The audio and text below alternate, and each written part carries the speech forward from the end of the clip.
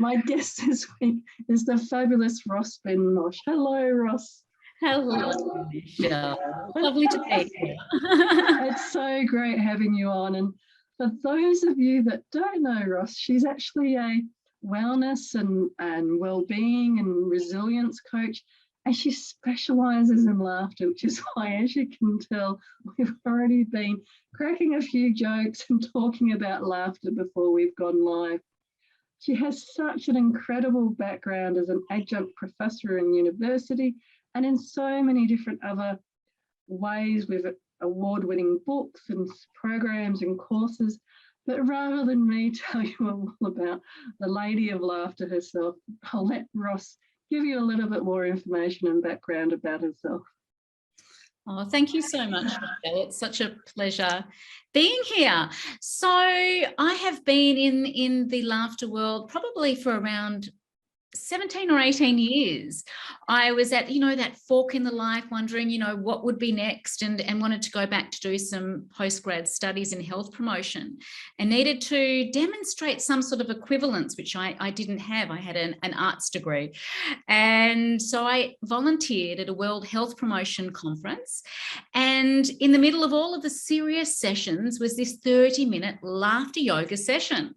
And I was intrigued, thought, what is this all about? And also was wondering why, if all of the sessions, it was only 30 minutes and the other sessions were all an hour.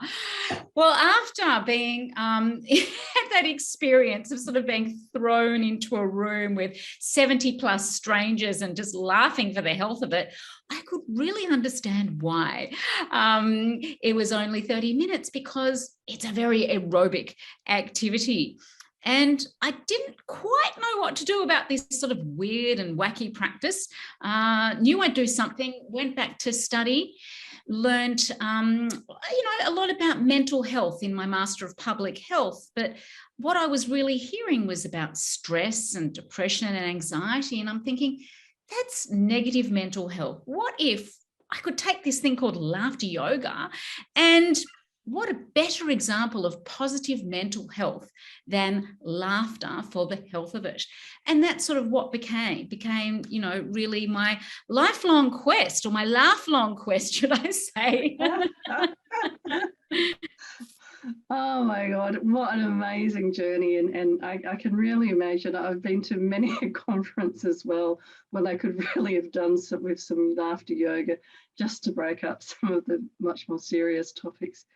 Yes. It's such an interesting field to play in, because obviously it is about people's mental wellness and resilience and well-being.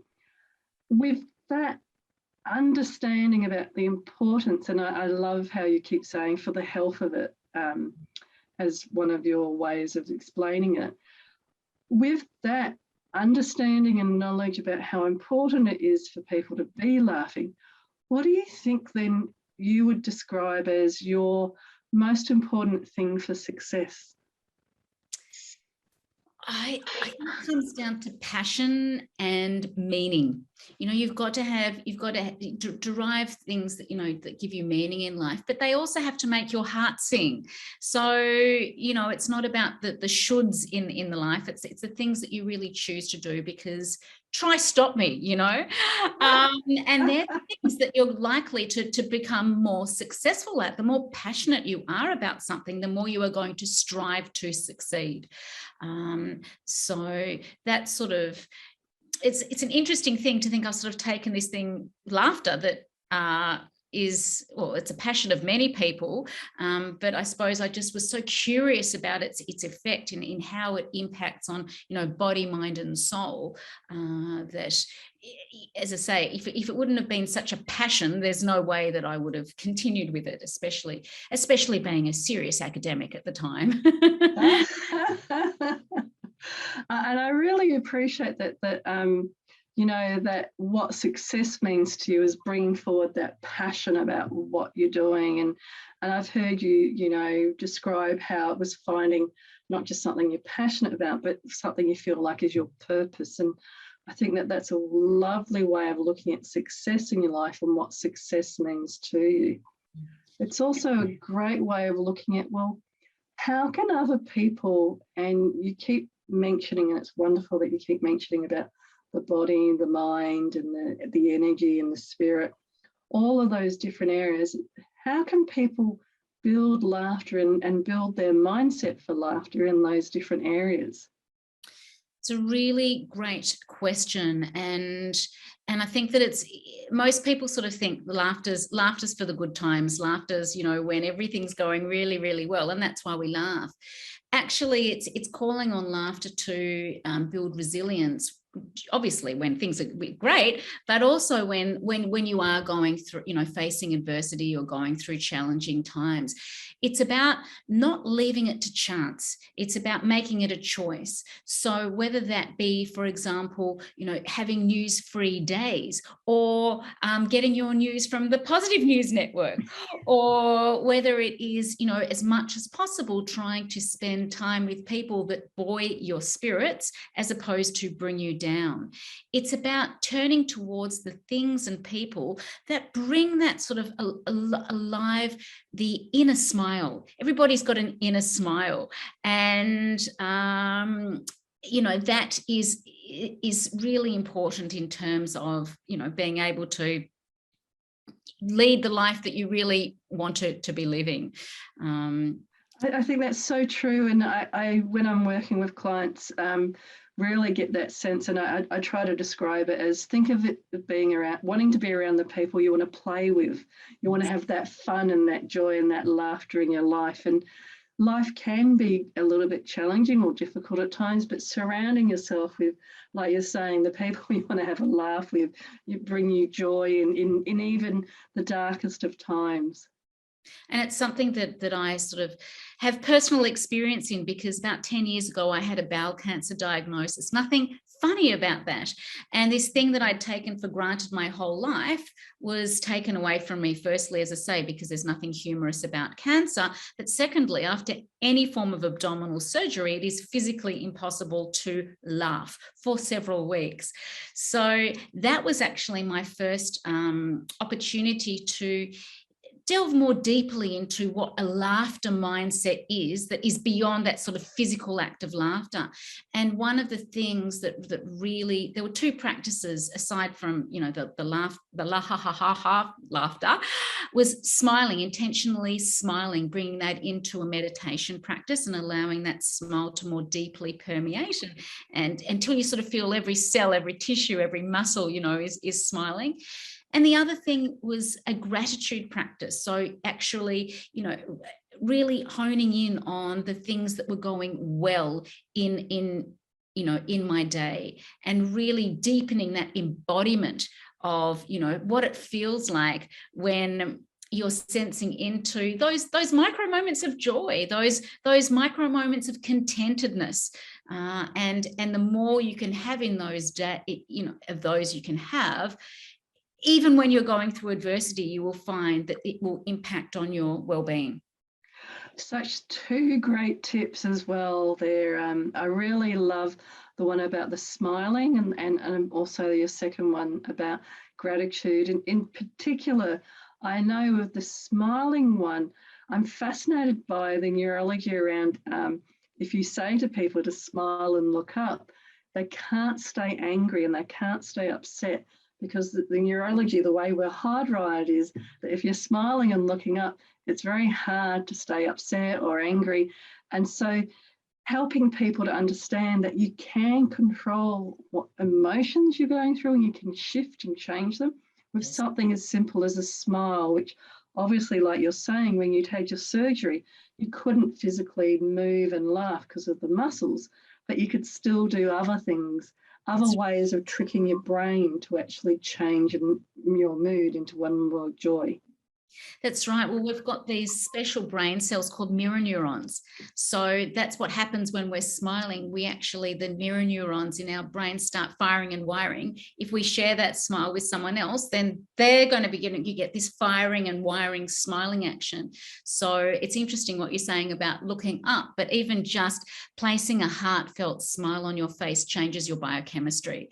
You know, it just, you know, it taps into the well-being hormones, you know, endorphins, even even, oxytocin, that molecule of love. And yeah, it's amazing how potent something as simple as a smile can be. And obviously when shared, you have that ripple effect. It's funny as well. I was walking down the street yesterday and yawned, and then the guy that was walking towards me, he couldn't have seen me yawn, but when he got close to me, he yawned, and I thought he picked up on it, even though he was miles away. Yeah, that's amazing. It's like the smiling, it can be so contagious. That's right. That's right. And your fabulous second point there about the gratitude.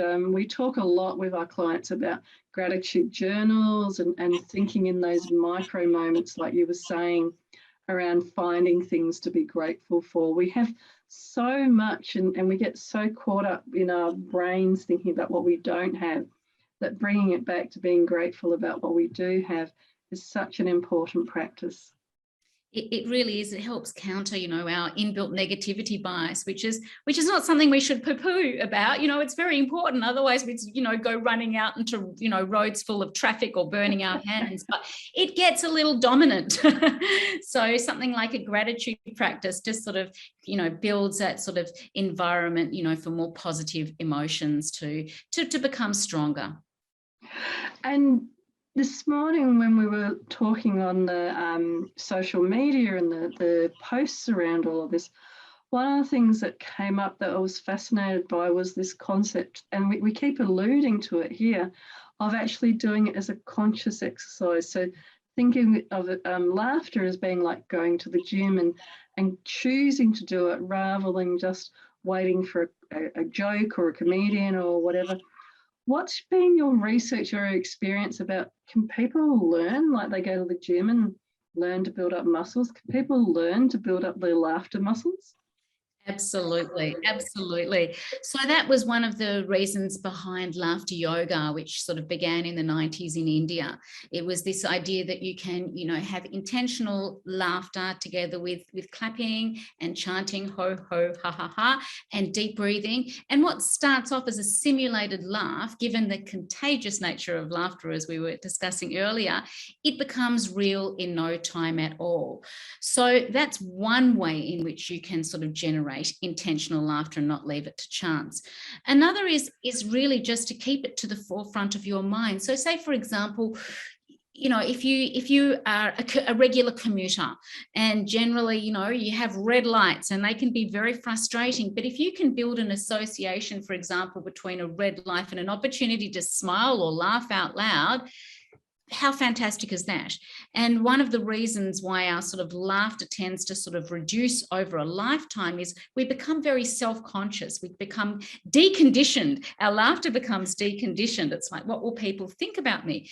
If you're in, for example, your car laughing, no one's going to know that you're not laughing, with your best friend. So it's actually a really safe environment. But it's about making it intentional. So choosing, for example, if you're feeling a bit low or a bit anxious or, just some sort of, not great, perhaps pop on a comedy or call a friend that is going to make you laugh, or even keep a journal. We talk about gratitude journals. You can keep a humor journal where, you can cut out, funny memes that you sort of, can reference when you're having a bit of a blue day. So there's many intentional activities we can do. But it's about, just as I say, not leaving these to chance. It's activating them. And the more that you do this, the more you actually expanding your, I suppose, heart and mind for laughter. So it's really powerful. I know I certainly smile and laugh a lot more now than I did before I became a gelotologist or a laughter yoga facilitator. Because whatever you practice, you get good at. It's just how it is. So if you practice, being grim and surly and whatever, that's what you get good at. But if you practice grinning and if you practice smiling, you get really good at it, and you get some great feedback from people. It's so true, and it's very much. I don't want to go into the law of attraction and energy and that sort of space, but even if people think about, like attracts like, so the Yes. more that you're laughing and happy and joyful, no matter what is happening outside of you, then you create an environment where you start to attract other people that are joyful and happy and full of laughter as well. And it can take practice to actually reframe. But I love your very wonderful and simple example about when you're driving down the street and you get red lights. One of the things that we use a lot of in the toolkits is simple things like that, so that people can incorporate it into their days. And it's not something extra that you have to do. It's just something that in those micro moments, you're actually reframing what's going on for you and laughing instead and building those muscles. That's right. Starting your day, actually intentionally placing a smile on your face, that's what's going to set up your day. So yes, couldn't be more simple, really. Sometimes these simple things, people think it's too simple to be true. It can't really be. But having worked with, thousands of people, it's clearly evident that it changes lives. You can transform your life through this, intentional smiling and laughter practice.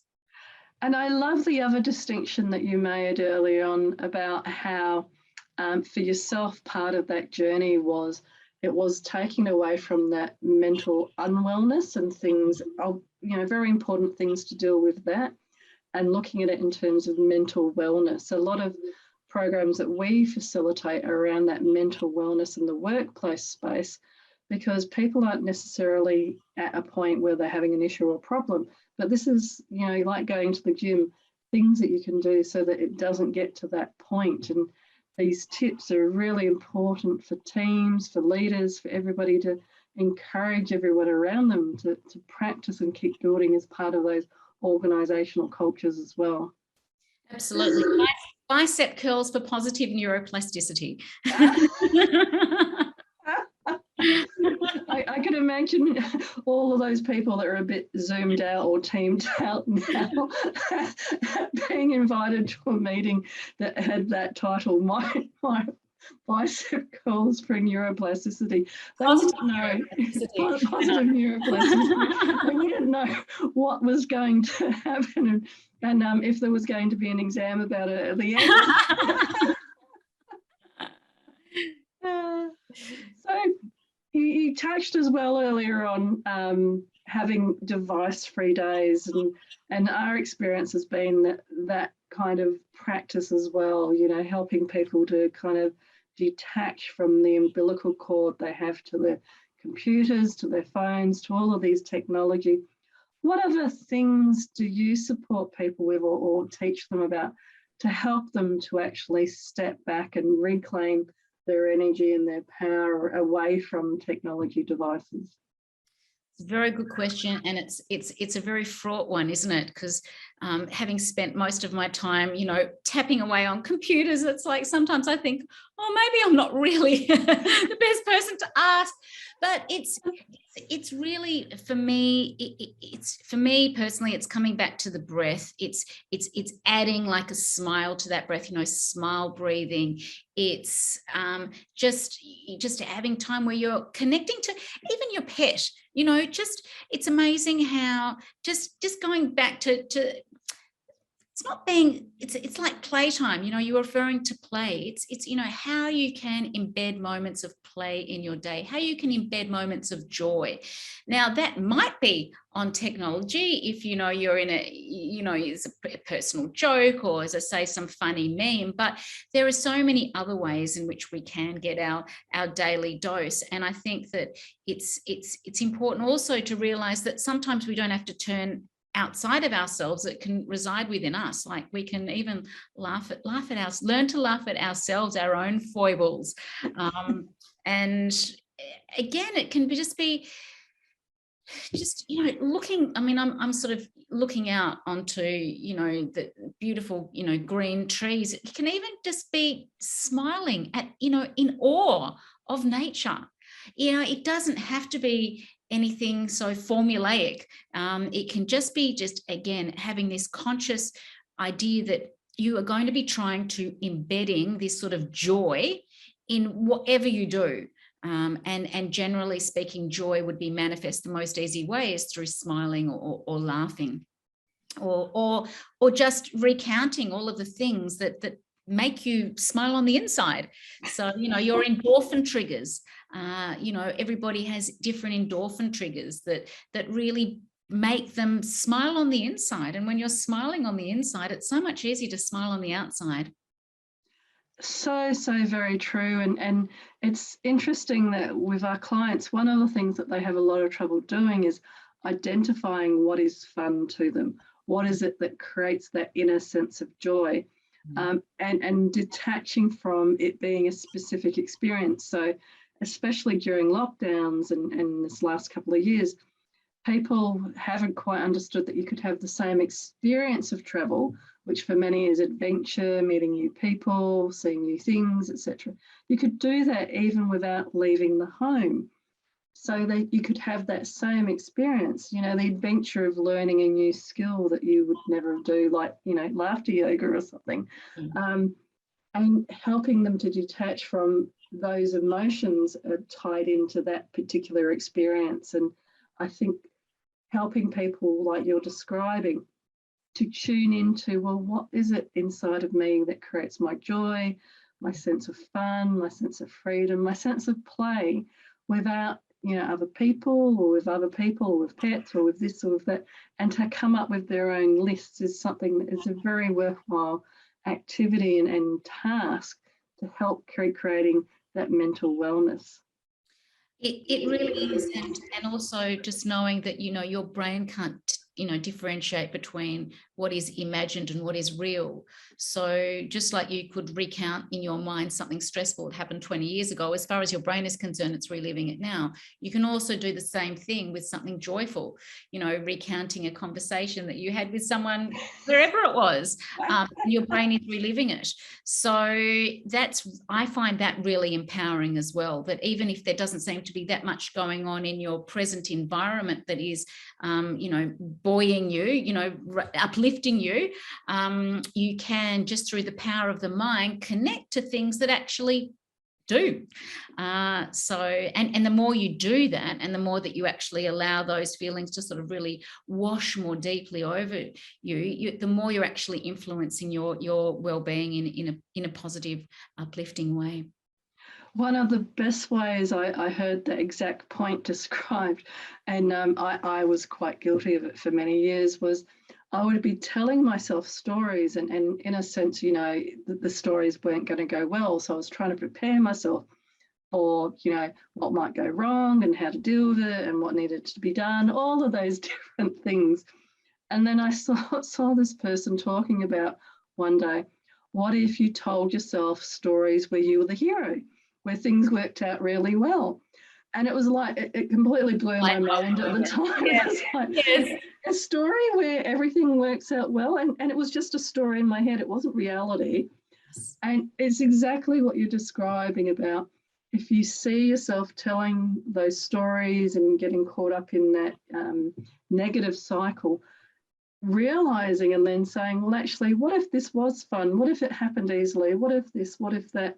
Because it's still just a story in your head, and the impact on your health is quite profound. Oh, absolutely. And that's something that I haven't mentioned, and it was very profound. And I know it's helped a lot of people, is this notion of reframing, challenging situations with levity. Doesn't necessarily even need to be laughter, but just something that just slightly reframes it in a less weighty way. So your brain actually remembers that event slightly differently, and it takes out some of the trauma. So you're absolutely right. It's like, the stories we tell ourselves, well, we can actually change those stories. If they're not serving us well, it's a really empowering thought that we can do mentally, or we can do, write about it. We can talk about it. So, who knows what the truth is? Let's have some fun with it. And I know a lot of people watching, maybe looking as part of this great resignation, looking for another role. And if they're getting you know, letters or emails saying, you know, you're not right for this role, we're not going to take it forward. It's a great example where you could either go down the what's wrong with me and what have I not got and this and that, or you can go down the path of, well, that role wasn't for me and there's something better out there. And if you talk to salespeople, they talk about this, you know, you'll get 40 no's and 1 yes, or 50 no's and 1 yes. And it's just really helping the brain to focus on that 1 yes and to lessen the impact of those 40 no's. That's right. That's the negativity bias playing out. It is. So if people were wanting to get hold of you and to have a chat some more about what is laughter yoga and laughter workshops, what's the best way that they might be able to contact you? Well, there's a few ways. One is, firstly, I've got a short course for professionals, which is Laughter, Resilience and Wellbeing. So that's going to be offered online at La Trobe University. So, you know, you can enroll for that for next year, start the year on a high, or through, you know, LinkedIn or wherever. You know, if you search Ros Ben-Moshe, you'll find me, and I'd love to hear. I'd love to continue the conversation. You know, so yeah. Fabulous, yeah, and we're only touching on some of the tools and ways of approaching it in this half hour. So yes, I'm sure that, Ros, you have so many other ways and tools that you can help people. And the other thing I really like to ask people about is your younger self, you know, the self that had cancer, the self that was going down a very different path and as an academic, and all of those different paths and channels, if you like, on opportunities through life. If there was guidance or advice that you would go back and say to yourself now, what would that be? It's a really great question. Trust in life's journey and enjoy it as much as you can. Know that nothing is permanent, and that everything that you go through, you know, the sum of all of your past experiences makes you who you are, and that is such a gift. That is so true. Life itself is such a gift, and I've been reminded again recently about, especially of what we're talking about today, that focusing on the positive or focusing on the negative, and how much it doesn't actually matter at the end, because when you die, you die. Yes. Which is quite funny, because when you're in it, you get quite caught up in it. Yeah, that's right. No one gets out of life, you know, alive. So, you know, as much as possible, try and derive as much meaning, value, and joy from the process. Lean into that. Yeah. And if there was some advice, you know, there'll be some leaders watching today and some CEOs, etc. What advice would you give them in terms of leading the organisation? We were joking before about having a Zoom meeting, but how can they implement some of what we're talking about into their organisations? Well, you know, it's about integrating laughter. So laughter stems from intentional practices or humor-based practices. So it could be as simple as you know, creating a bit of a humor habit in the workplace, making sure that it's obviously sensitive. So, you know, including some humor, or tell me something funny that happened in your week. You know, everybody, you know, takes different turns at saying that. It can be offering, you know, many workplaces offer mindfulness programs. Well, you know, offering smiling mindfulness. That's something that it's such a beautiful practice. Offering, you know, intentional laughter through laughter yoga, getting some training, you know, to become, you know, to get sort of ideas as to what suits your workplace. You know, for example, doing the La Trobe mini course. There are so many things that people can do. That one thing I think that's really important that we haven't touched on is that most laughter occurs, 80 to 90% of laughter occurs just in ordinary conversations. it doesn't, nothing, not comedy gold. So workplaces, it's creating an environment where conversations happen. And so, you'll have sort of, it's like, how was your day today? Sort of thing, those sorts of moments. So it's trying to get people, away from, behind their screen and just purely, texting and emailing and that, to actually verbally, having conversations, creating opportunities where, you can smile and laugh in an authentic way. I love that. And I love that as a wonderful way to end today, about that human connection. So at the end of the day, remembering that the people that you're working with are humans, and to get that connection as much as you can. Thank you so much for being my guest today, Ros. It's been absolutely fabulous having you on the show. Oh, it's been my absolute pleasure. I admire what you're doing. It's fabulous. Thank you. Well, we've come to the end of another show for this week, and it's been, again, just outstanding, and another different way, another profound way of looking at how you can build your mindset for success. But for now, from my heart to your heart, be great, be fabulous, and be you.